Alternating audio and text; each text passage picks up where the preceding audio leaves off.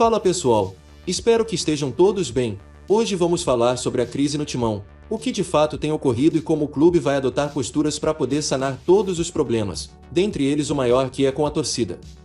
Os torcedores do Corinthians estão perdendo a paciência, mas isso é só a ponta do iceberg. A verdade é que o alvinegro do Parque São Jorge chega à primeira rodada do Brasileirão em situação de crise. Quando os dirigentes da principal torcida uniformizada do Corinthians, Gaviões da Fiel, entraram no CT Joaquim Grava na manhã desta quinta-feira, havia uma mensagem clara: a nação corintiana está fechada com o técnico Vitor Pereira. Com isso, há duas frentes que a torcida não está satisfeita, parte do elenco e da diretoria. Olhando diretamente para o desempenho em campo nesta temporada, os jogadores mais experientes receberam muitas críticas, e eles são os que mais conversaram com os membros da Gaviões. Quanto à diretoria, a denúncia refere-se à postura e ao fracasso do planejamento de futebol. Desde o ano passado, o Corinthians pediu a saída do diretor de futebol Roberto de Andrade e do gerente Alessandro Nunes, principalmente o primeiro. No entanto, os dois profissionais contam com a confiança do presidente Duílio Monteiro Alves e até agora não chegaram nem perto de serem demitidos pelo clube após 1 ano e 4 meses na atual gestão. O segundo ponto de reclamação foi o que realmente afetou o desempenho do Corinthians em campo: buscar reforços experientes sem considerar o declínio físico que o time sofreria.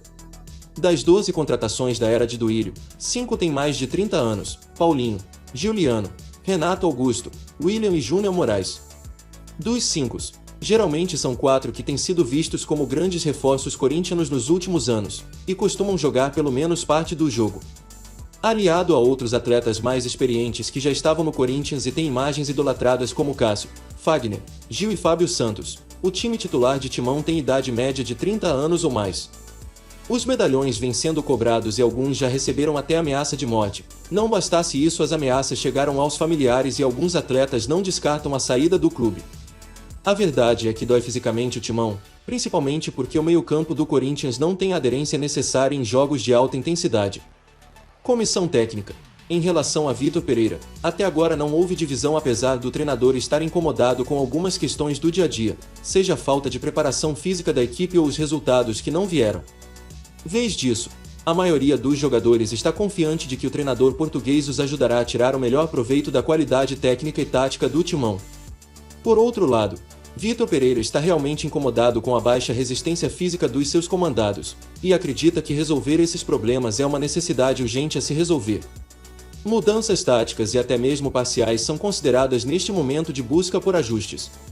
Alguns jogadores terão que ser ignorados durante a temporada por optarem por uma coisa em detrimento de outra, especialmente porque Vitor Pereira busca seu time ideal, tecnicamente qualificado, mas capaz de suportar as imposições necessárias de alto nível de jogo, o que pode gerar problemas internos num futuro próximo. Vitor definitivamente precisa fazer tudo ao seu alcance para manter o vestiário em boa forma. Sem vilões. De qualquer forma, a crise no Corinthians, que eclodiu na última quinta-feira após o pífio desempenho na Libertadores, é apenas uma explosão do que vem sendo adiado desde o final do ano passado, quando a torcida já pedia a saída do treinador Silvinho. Duílio, que assumiu o Timão em janeiro do ano passado, percebeu que o Timão estava preso em um mar de dívidas, agora se aproximando de R$1 bilhão. Em seu primeiro mandato à frente do Timão, a postura foi de austeridade financeira e apostas na base, mas com o Corinthians eliminado no Campeonato Paulista, na Copa do Brasil e na Sul-Americana no início do ano passado, Duílio recalculou seu rumo e procurou jogadores mais experientes. O time continuou evoluindo, classificando-se para a fase de grupos da Libertadores, mas deu a impressão para a torcida que o time poderia ter ido mais longe se não fosse erros do próprio Timão.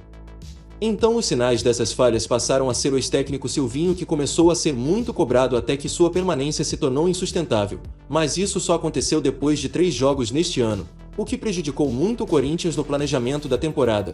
Ele passou cerca de 20 dias sob o comando do interino Fernando Lázaro. Agora, com a torcida fechada com Vitor Pereira, não há mais vilões individuais para o baixo rendimento corintiano, e a cobrança das arquibancadas tendem a ser mais forte justamente porque terão alvos coletivos, time e diretoria. E você, torcedor corintiano, o que acha da atual fase do Timão?